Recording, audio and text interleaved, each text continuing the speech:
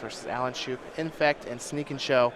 Now, we saw something similar to this before with Tom Ross against Jesse Hefner. So let's see if Todd has that Case Caracas in his opener. But Alan is on a mulligan to 6. So. And Todd and Tom Ross work together on this deck. Or I should say that Tom Ross has been teaching Todd Stevens how to play this Infect deck. So right now, if you're a Tom Ross fan, you should be rooting for Todd Stevens right now too. He's holding the boss banner.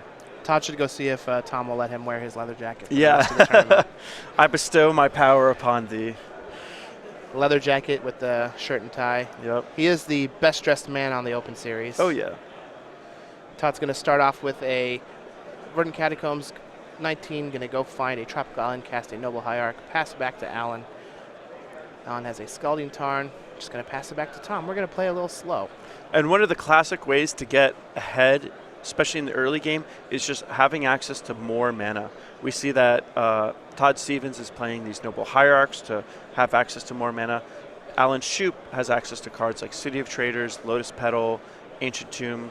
Having more mana than your opponent is one of the best ways to get ahead. Well, Todd Stevens is going to play another Noble Hierarch Crash in for 2, and he has that Case Caracas in his hand already. Yep. So maybe it's fortunate that Alan has slowed down a little bit and didn't go all in on turn 1, because Tom would have got him with the Caracas. Yep. Or Todd would have got him with the Caracas. That said, most Sneak and Show lists would have a very hard time winning from this position. They would have to get a fair amount of mana and a sneak attack into play. But Alan Shupe, because he has access to Omniscience in his deck, can play a little bit of a different game and will have a much easier time overpowering this Caracas. It'll still be difficult, but because of his deck construction, he's put himself in a good position to do it as compared to some other Sneak and Show players. Yep.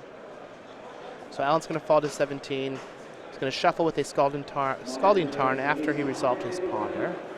See if he's just going to play another cantrip. And Todd has been able to build up a good amount of mana and have some disruption in the form of that Caracas, but Todd still hasn't mounted any pressure that Alan really needs to worry about. No Infect creatures have hit the board so far, so while Alan's worried, he probably isn't, sweating the next couple draw steps. So it looked like Alan had a Show and Tell in his hand, and this Brainstorm was just Boseiju, Omniscience, Emrakul. Oh, that sounds good. That sounds like a very good Brainstorm to me. Yeah, I think I can see a line of play there. Yeah, you don't say. Well, there's the Boseiju from Alan. It's going to pass it back to Todd.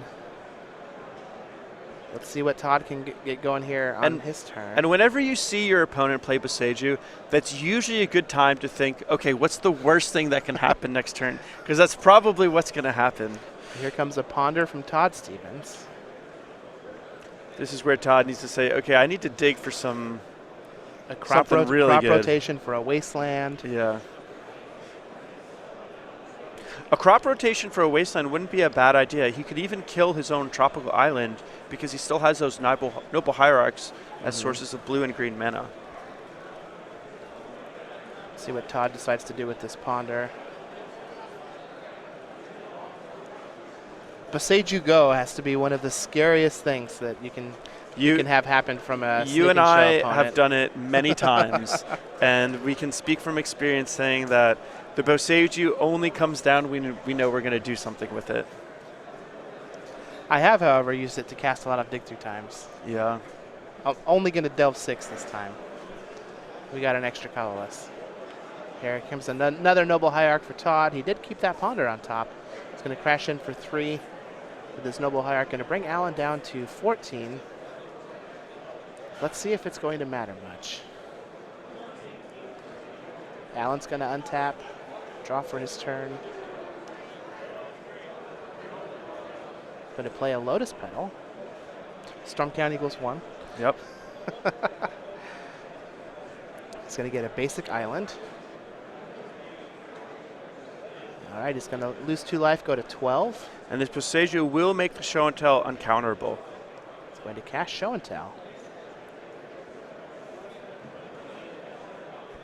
Todd Stevens looking at a hand of Force of Wills. He's going to read Boseiju and realize that there's nothing he can really do about this. All right, Alan's going to put an Omniscience onto the battlefield. Todd is not going to put anything.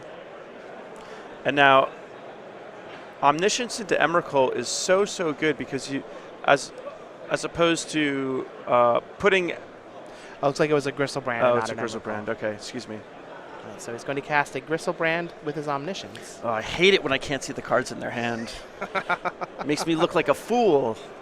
All right, so we've got a Force of Will from Todd going to 17. So Todd will have some meaningful interaction for this situation. Oh. And Alan is going to pass again with an Omniscience on the battlefield. But nothing else, unfortunately. Todd will Brainstorm. There's the crop rotation, of course.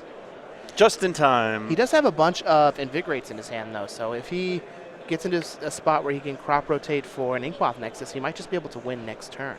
Yeah. That may be what he's trying to map out here. There's also the, I mean, also can't be understated that Alan's at 12.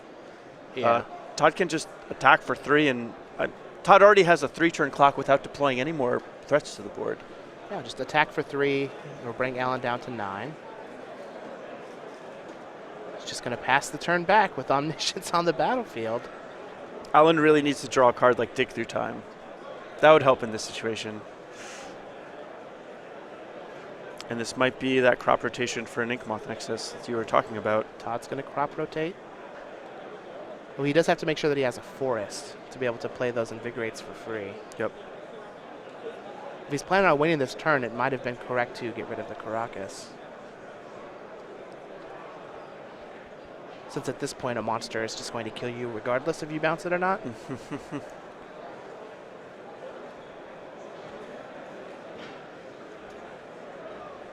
I think he also has a Vines of the Vastwood, and the 3 Exalted triggers, being the Inkmoth Nexus would be an 8/8 without too much added. All right, a Probe.